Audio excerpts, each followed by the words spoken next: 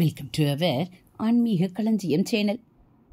இன்னைக்கு நம்ம மகா பெரிவா மகிமையில் தாயார் என்பவள் தெய்வம், தாயாருக்கு மேல் தெய்வம் இல்லை, ஏகாதசிக்கு மேல் விரதம் இல்லை என்ற பழமொழி உண்டு என்று பெரியவா கூறியதை தெரிந்து கொள்ளலாம்.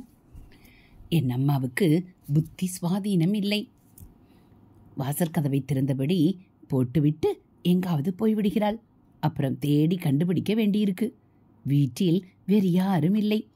அவளை மடத்திற்கு கொண்டு வந்து விட்டுவிடலாமா என்று முறையிட்டார் கோபாலன் என்ற பக்தர் மகா பெரிவாளிடம்.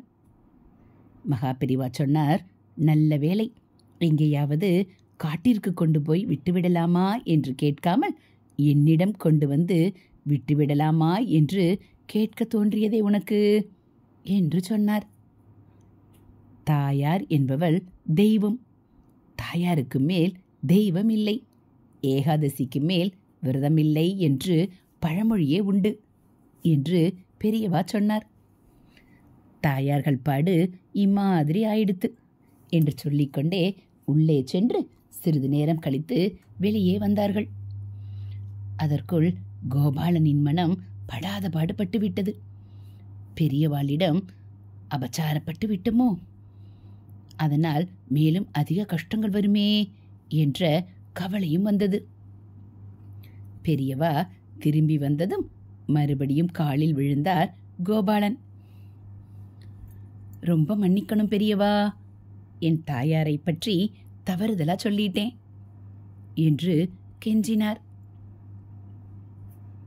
பெரியவா சாந்தமாக அறிவுரை சொன்னார்கள்.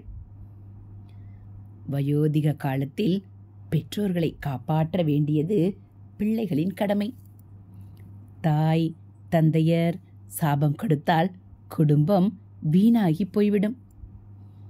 தனியாக உன்னால் உன் அம்மாவை கவனித்து கொள்ள முடியலைன்னா ஒரு ஆசாமியை ஒத்தாசைக்கு வச்சுக்கோ என்று சொன்னார் பெரியவா. பெரியவாளின் கட்டளையை மீறமாட்டேன் என்று அந்த பக்தர் கூறி பெரியவாளிடம் பிரசாதமும் பெற்று சென்றார். ஹரஹர சங்கர ஜெய ஜெய சங்கர, ஹரஹர சங்கர ஜெய ஜெய சங்கர. இதுபோல் மகா பெரிவா மகிமைகளை நீங்கள் தினந்தோறும் கேட்கணும் அப்படின்னா மறக்காமல் நம்ம சேனலை சப்ஸ்கிரைப் பண்ணுங்கள். கூடவே பெல் ஐக்கானை கிளிக் பண்ணி ஆல்ங்கிற பட்டனையும் அழுத்திடுங்க. நம்ம சேனலில் வரக்கூடிய தெய்வத்தின் குரல் பகுதிகள், மகா பெரிவா மகிமை, மகா பெரிவா அருள்வாக்கு எல்லாம் உங்களுக்கு பிடிச்சிருந்தா ஒரு லைக்கும் கமெண்ட்டும் கொடுத்து உங்களுக்கு தெரிஞ்சவங்களுக்கும் ஷேர் பண்ணுங்க. மகா பெரிவா சரணம்.